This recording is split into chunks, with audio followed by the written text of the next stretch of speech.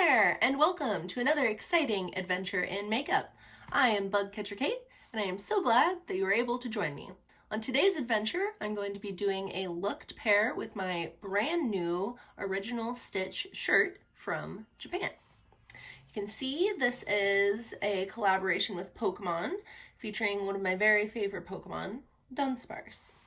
I will be sure to include a link to the website if you want to check it out and get a custom ordered Pokemon shirt of your very own. Super high quality, very, very nice cut. It is custom cut to your sizing, so you will want to make sure you measure everything. You also get to customize things like which Pokemon, the cut of the shirt itself, if it has pockets, and even the buttons. I don't think you can see the buttons the way this is framed, but I do have little yellow buttons on there. So to go with Dunsparce for this look, I'm going to be using two ColourPop Cosmetic palettes. The first one being Honey to get those really nice rich yellows. And then I'm also going to be using a brand new palette I just got from them, On Cloud Blue. I did drop the palette when I was setting up to film, and unfortunately several of them broke, but I mixed them with a little bit of rubbing alcohol and they are back good as new. So to start this tutorial off, I figured that I would do a little bit more of my actual base because I don't usually include those in my videos. I usually focus primarily on the eyes. Fix my hair real quick. But I figured I would run through that with you guys really quickly just to see what I would do for this look.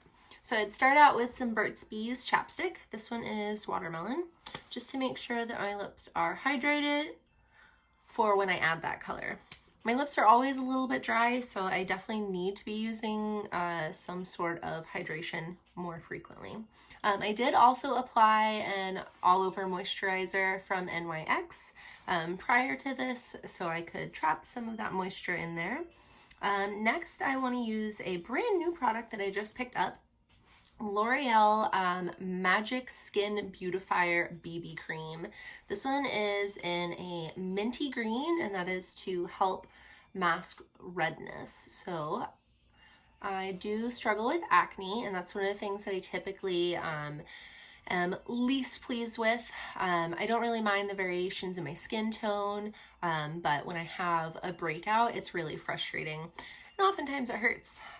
So I've got a little bit of that on my finger, and I'm just going to very lightly dab it over these troublesome spots. This one's a freckle. Don't cover that one up. I love that one. Oops, I got a little too much up here. I did test this product a little bit on my hand just before this to make sure that it wasn't going to be, you know, horribly off shade, because what this does claim to do is that it adjusts to any skin tone, which if you've ever used a product that claims that, it's not true. There are lots of skin tones it won't adjust to because that's not how skin works. But I did find that if I smeared it, it got really dark really fast. So I'm just going to very lightly blend it with the tip of my finger. You can see that it's adjusting to be less minty. And the idea behind using something that is a green is that green is the opposite of red on the color wheel. They're complementary to each other. So what that does is the green actually helps to mask the red by being a cooler toned color, and brings out the harshness of the red. That already looks a lot better. You can see that it's a little bit patchy around it, but that's all right because this is just the first step. I want to make sure that I had something on underneath to make sure that those weren't too terrible. It did leave a little bit of kind of a chalky feel. It's very soft. It doesn't smell like anything. It just smells like makeup. The next product that I picked up is also by L'Oreal. It is a new powder because my powder broke because I'd been using it for a long time. This is Infallible 24-Hour Fresh Wear Foundation in a Powder. As I said, I have really oily skin. or as I have said in the past, I'm not sure if I mentioned it actually, but I have really oily skin, so I try not to use liquid foundations because it just tends to kind of slide off as the day goes on. And for this one, I tried to pick a shade that was pretty close. It was in Fred Meyer, and I didn't have very long, and it was terrifying. There were tons of people in there, so I had to kind of just like grab and go. But I do think that this is going to be a pretty good match for me. Normally I would take a fluffy brush and just kind of do my thing, but I really don't want to get any makeup on this shirt. So I'm actually going to use a smaller brush that I would normally use if I was doing some kind of foundation or liquid cover up for my spotting. And I'm just going to put a little bit on that brush and go over where I applied that BB cream. You can see it's a little bit darker than my skin tone, and it's a little bit warmer too. It has just a little bit more of a yellow to it, but that's actually really nice. That's a pretty close match. I'm really happy with that. So again, just picking up a little bit with the brush and then finding any of those spots that I covered up. I really do like this combo together so far. The Magic Skin Beautifier BB cream in anti-redness and the 24-hour fresh wear foundation and powder. I think that these two products work really well together, and I'm already really happy with that actually. So I want to go ahead and make sure that I am covering up all of those areas that I did put that BB cream on, and then I am going to lightly pat it onto any other little spots that I see that I didn't think necessarily needed the BB cream. Just to make sure that they aren't stealing the spotlight. Don't want any of my acne to be the star of the show on this one. All right, now I'm going to use this very lightly all over. So again, I'm going to use the same brush because I don't want any fallout to get on my shirt. I'm just going to pick up a little bit, and I'm just going to very lightly brush all over my face here. I'm going to leave the little portion under my eyes because I want to use a different product to get rid of those darker bags under there. But I do want to make sure that I have enough powder on my skin that it covers up all of that shine. And I am very pleased with this product. You can already tell that it has significantly reduced the amount of shine in my skin.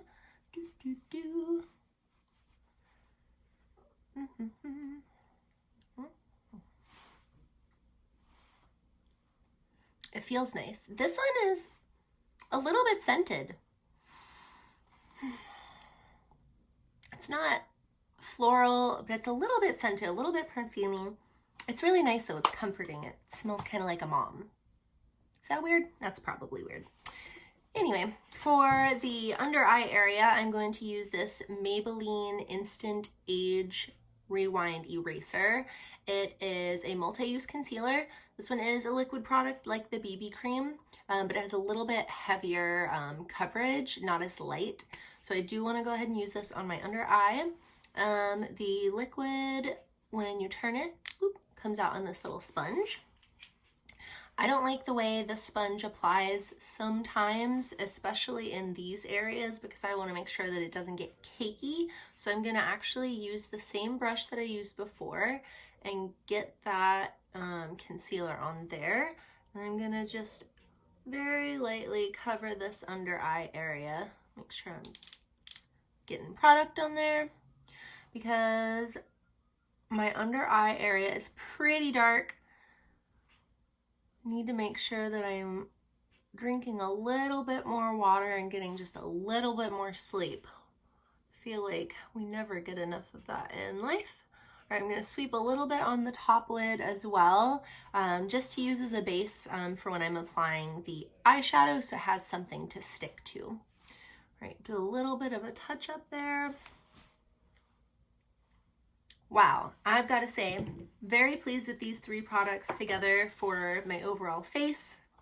I will want to finish it up with the Becca Zero No Pigment Virtual Foundation that I've talked about in my other videos. Normally I would put this on before doing the rest of the steps, but I saw something recently that said that you should use your foundation later in your routine. So I'm just gonna try it out. And I think especially as this product is not pigmented, there's nothing in there, I don't think it'll do any harm to put it on top of the other products. If anything, I think it's gonna help seal in that moisture a little bit. You may be wondering what the benefit of a foundation that doesn't have any pigment would be. And the primary benefit is that, again, just like in the powder, it helps to reduce shine. So what it's really doing is it's basically mattifying the skin without trying to change the tone of it at all. I really do love this product because it's super cooling as well. So I am going to put a little bit of this under the eye just because it's really comfy. And I do typically just apply this with my finger.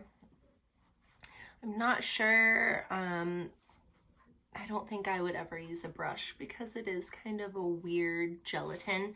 It comes with a spatula that you can use, but it was really tiny and I dropped it a lot, so I lost it. All right, put that one back together. And as you can see, I've got my face ready. Again, typically you may find that you want to do the full face after you've done your eyeshadow, because if you've got a lot of fallout, it might get messy. I'm planning on doing a little bit more of a subdued look for this because I don't want the makeup to be overpowering. I really want this shirt to be the star of the show.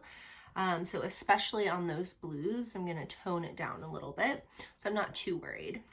I am going to go ahead and start on the eyeshadow though, and I'm going to open these two palettes up so we can take another look. Gorgeous. I love these. I'm really excited. All right, so to start off, I'm going to use Blue Taffy, which is this really pale blue, and grab one of my BH Cosmetics brushes. I'm going to use this kind of fluffy rounded one, and I'm going to start off with this light blue here, and I'm going to use this just on my eyelids as a base for layering those colors. You can see this has a ton of shimmer in it without being super pigmented. It's not over the top, so it's not going to interfere with the softer look that I'm wanting to go for on this one. So I'm just taking that and lightly dabbing it on the shadow, and then very lightly brushing it from the inner eyelid out. Boop, boop, boop, boop, boop. But I was doing it a little bit fast. Sorry about that. Sometimes I forget that it's not helpful if I'm not talking through exactly what's going on. So as this is a shimmer, I do want to move and make sure that there aren't any patches where I've maybe missed it. It looks like there's a little bit of a patch right there, so I'm going to grab a little bit more of that product and just do that on both eyes. All right, now without putting any additional product on the brush, I'm going to very lightly sweep on the brow bone. I do want there to be a little bit of product there so I can blend, but I don't want it to be as much coverage as I have on the eyelid right now. So just a little bit there to help with the blending. All right, let's take a look. Now, Dunsparce's primary color is yellow, but he does have the blue belly, blue stripes, and the blue around his eyes. But the blue is a little bit more of a teal or a turquoise. So I don't want to just go straight in crazy with this one because I think that that would be way too bold. So I'm going to take my liner thin brush here, and I'm going to take that blue, and I'm actually going to mix it with this kind of grayer blue. And we've got, let's see, this one is Love Poem, and the more gray one is Bright Eyed. So I'm going to mix just a little bit of that there. Boop, boop, boop. Make sure it's on the brush, and I'm going to I'm going to do this kind of as an eyeliner under my eye to start, because this is going to be the punchiest part of my makeup. This is going to be the brightest. most attention grabbing part. So I want to start with that to have an idea of how I want to layer the yellows, because I don't want the yellows to again be too dramatic, which is funny to think of when you're doing yellow and blue makeup. But anyway, I adore how this color has blended out. I think that adding that little bit of gray blue to it, gray blue to it, helped to tone down that really vibrant part and help it be just a little tiny bit more green tinted. You can see this side's a little bit more vibrant. Just blowing out the brush to get the extra pigment off of there, and then I'm gonna pick up some more of that gray blue and actually blend it on my eye. Not on my eye, but you know what I mean, on my face. So rather than blending them here on the palette, I'm just, again, picking it up and layering it on top here just to cut out some of that vibrancy. I'm gonna do the same thing on the other side, just a little bit.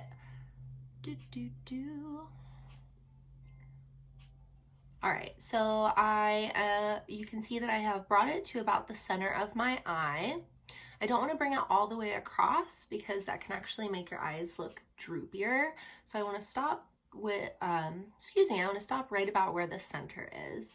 So I'm going to check and make sure. I need to pull this one over just a little bit more. Cute. I like it. I'm not going to do a lot of crazy eyeliner for this look because, again, I want it to be a little bit more subtle. So I'm going to very lightly just blend out the edge of this up. Normally I would want to keep this area really clean and free from pigment because I would be lining there, but on this one I just want to make sure that it is really softly tapering out towards the cheekbone. What do you guys think? Not too shabby so far, right? All right, so now that we've done that punchy blue, I'm gonna switch over to these gorgeous yellows, and I'm gonna take a look at my Dunsparce, of course. It's kind of a buttery, lemony yellow, but toned down just a little bit of white added in there. So I am actually going to go with Sweet Spot, even though it's the most vibrant color on this palette, because I have that lighter color underneath. I think it'll pull it down just a little bit so it's not too bright. And the others are a little too dark. I don't want that to muddy the look or to get too brown too fast. I know that yellows on my skin tend to brown rather quickly, just from the way that my undertones match with it. That comes with time. You'll get there eventually. Or not. Maybe that's not your thing. Maybe you don't need to know about the undertones of your skin and how yellow looks. It's up to you. All right, I'm going to go in with another fluffy brush, and I'm going to very lightly swirl on the Sweet Spot color there. And for this look, I'm going to do the crease with the yellow and then bring it into the center of the eyelid, about to where the blue is, because again, I want to draw the attention kind of to the eye and bring it across the face, but I don't want it to be too much color. So I'm going to start by very lightly patting in the crease area. Dun, dun, dun, dun, dun. Whoo, that's yellow. That is way, way, way too vibrant. But look how pigmented that is. That's incredible. I am just constantly blown away by ColourPop's incredible pigments. So even though that is too lemony and I want to tone it down, I do want to make sure to do the exact same thing in the other eye, so I'm keeping it consistent rather than trying to take it off or do something different and make them match. This will be the easiest way for me to keep it consistent. So again, I just swirled that on there and then very lightly pressing into the crease. Since I'm doing a softer, more feathered look, it's not as important if it gets everywhere. Normally, if I were doing something with like red or a really vibrant color, I would be really worried about the fallout around my eye. But as you can see, because these colors are so light, it's not going to be as much of a problem. I'm going to pick a little bit more up because it looks like it's sticking a little bit better on this side. And I want to make sure they are even. That's super cute already. I could just leave it like that. Not going to, but I totally could. All right, so I want to make sure that I clean this brush off, so I just have a paper towel. Blow out the pigment and then run it along the paper towel, and I do want to very gently sweep out that edge. Now remember, we added a little bit of pigment along the top here, along the brow bone, to help with this process of feathering this out and help with the blending.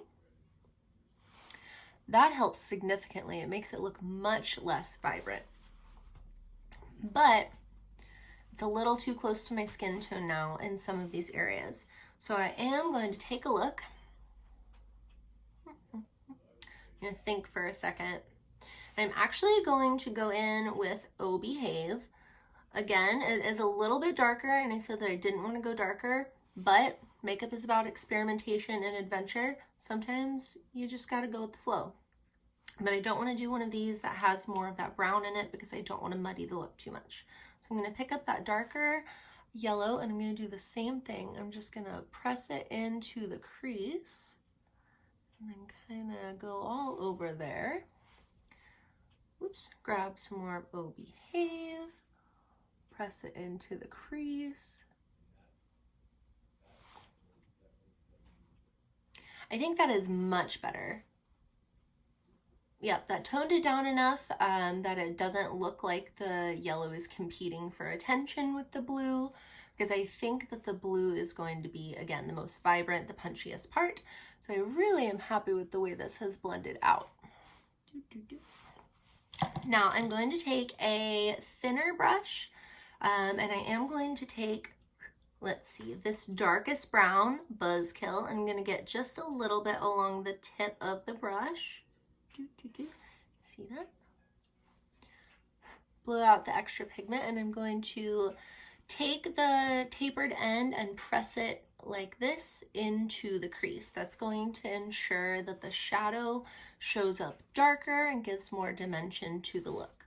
Usually I will do this with my eyes open to make sure that I'm actually getting it in the crease and not missing. So I'll just dab that in there a little bit. Not very much different, but different.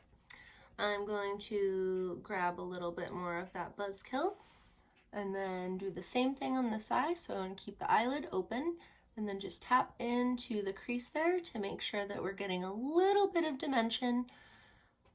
Since this look is very pale on the top, I don't want everything to kind of blend together and get lost. We do want some of that dimension. I'm not crazy about the way that added, so I'm actually going to, let's see, I'm going to wet the brush. I forgot my water. Oh well. Wet the brush a little bit. If you put on most eyeshadows, the pigment will show up darker as it, if it is applied while damp. Oh yeah, that's much better. So just a little bit of moisture on there, and then grab some more of the pigment just on that edge. And then this time I am sweeping it from the center down towards the edge of the crease, because I know that I've already layered some of that in there.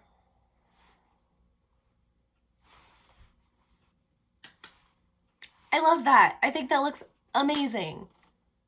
Wow.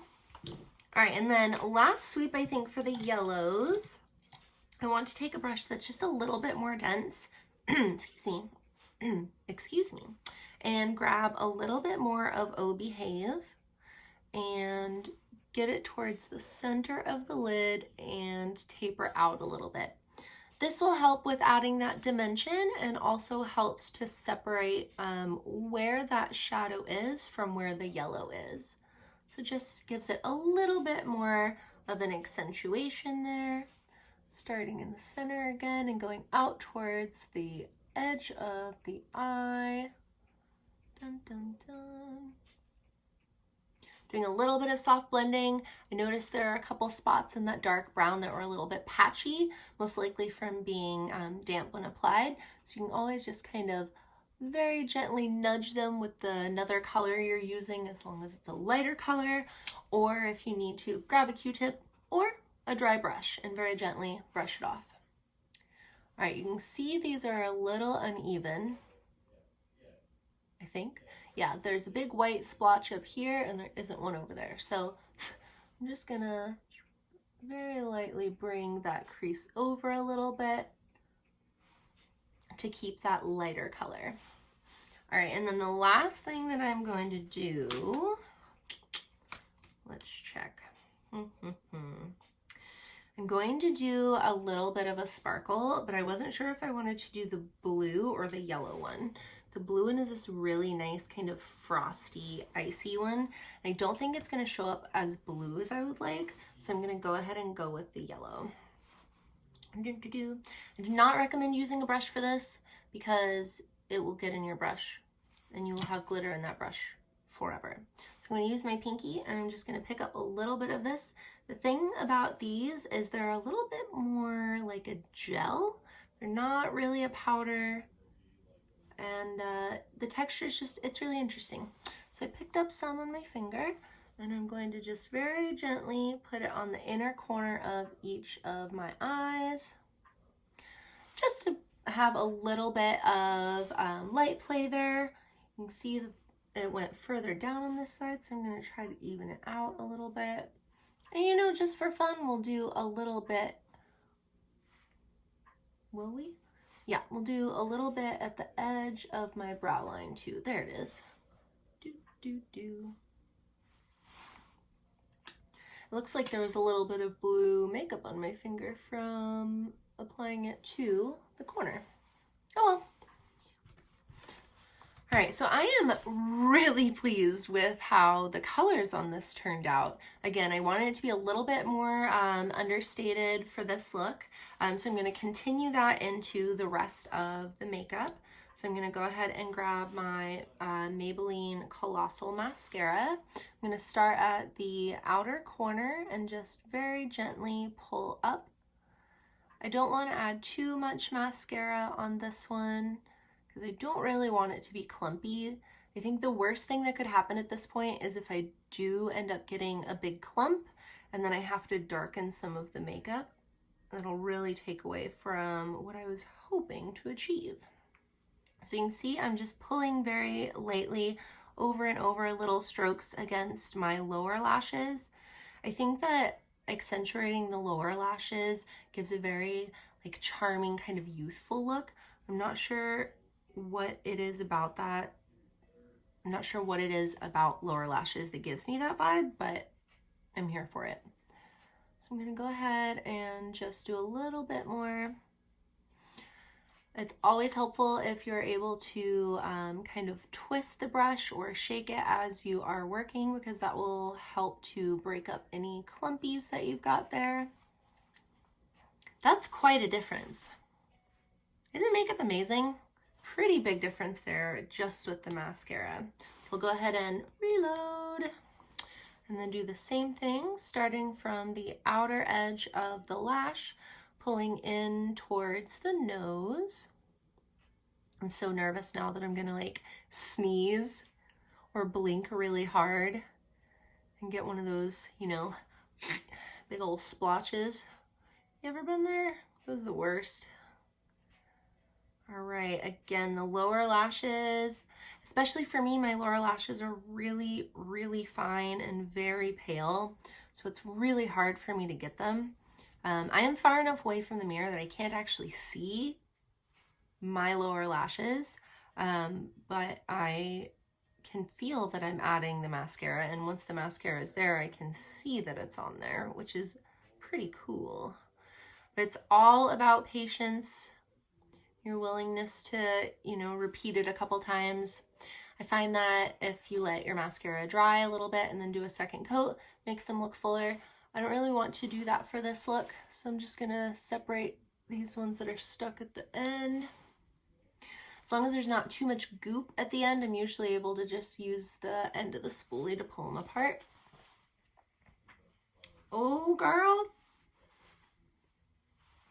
Looking charming. Whoops, almost knocked everything over. That would have been awful. All right, and let's see. Can't forget our brows. Maybelline Tattoo Studio Brow Pen with the 4 little tines.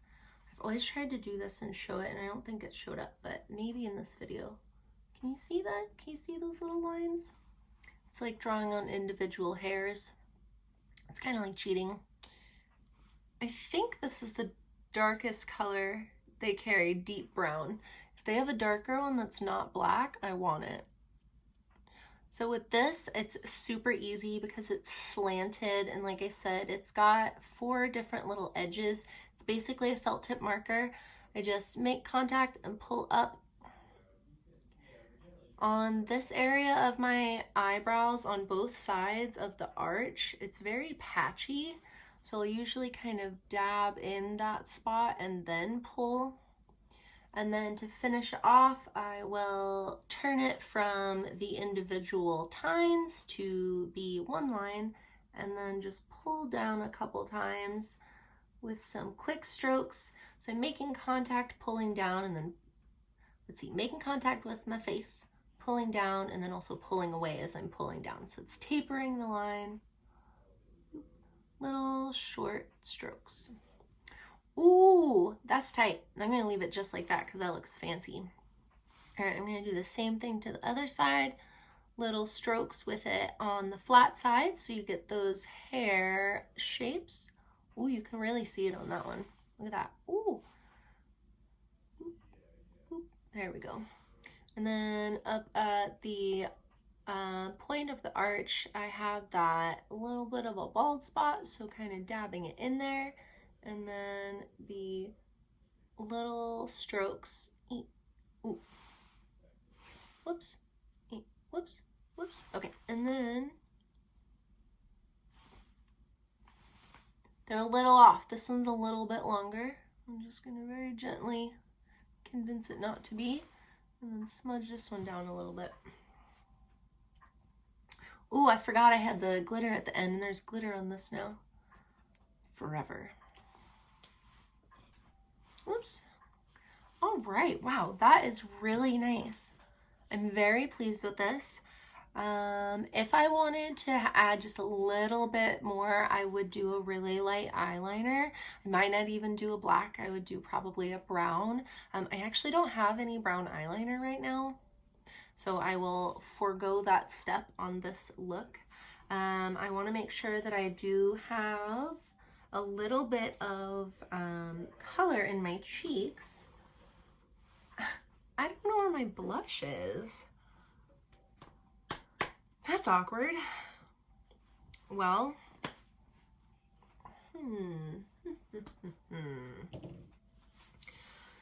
in this case, since I don't have my blush somehow, I'm actually going to use Buzzkill, and I'm going to do a really light bronzer in place of the blush.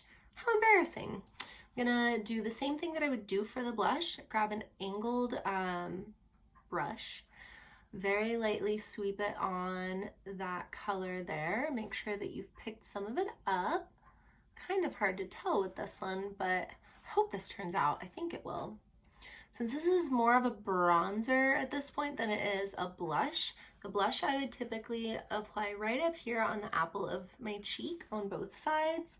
But again, since this is a little more brown and I'm going to be doing a little bit more work as a contour, I'm actually going to put it a little bit lower than I typically would for my blush. Moment of truth. Oh. Yeah, that's just fine. All right, so since I don't have the blush with me, did that sweep and then very lightly patted it down. Now I know that contouring is not at all the same thing as adding blush, but for me it's going to serve the same purpose because it's breaking up this kind of flat area of my face. You can see on this side it just very lightly lifts my cheekbones a little bit, gives it a little bit more dimension. Now I do want to make sure that I bring that up a little bit and then I fluff it out so it doesn't look too unnatural. So I think that bronzers can get very, whoa, you're wearing makeup very fast. All right, I'm going to leave that as is. I like that a lot.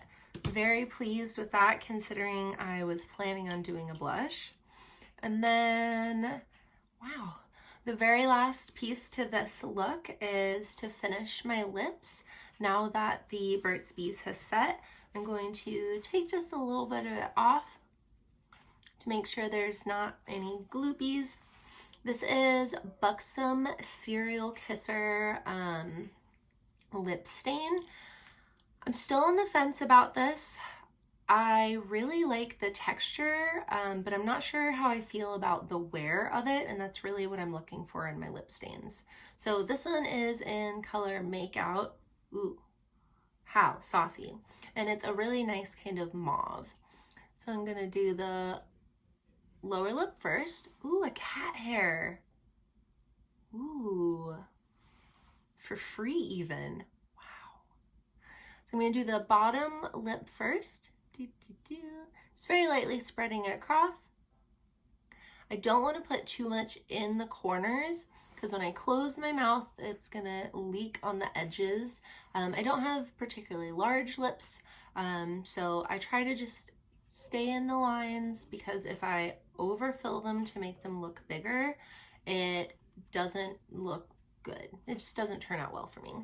But I do want to make sure that I get this nice little V in there. Since this is a doe foot applicator, I can cheat and go like this and then like this, and it'll make that shape for me. So we're gonna go like this and just sweep down because at that angle it matches the angle of my lip. Then I'm gonna do the same thing on the other side and then sweep down. So you can see preserves that nice little V in there, making my lips look a little bit fuller. I'm gonna get a little bit more product and then drag down again towards the corners, but without actually getting any product there. Oops, see there's a little too much there. And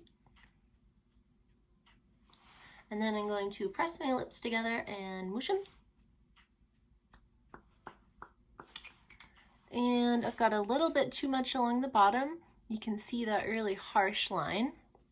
I'm going to take my pinky and very lightly pick up some of that. See how much extra I picked up? Crazy.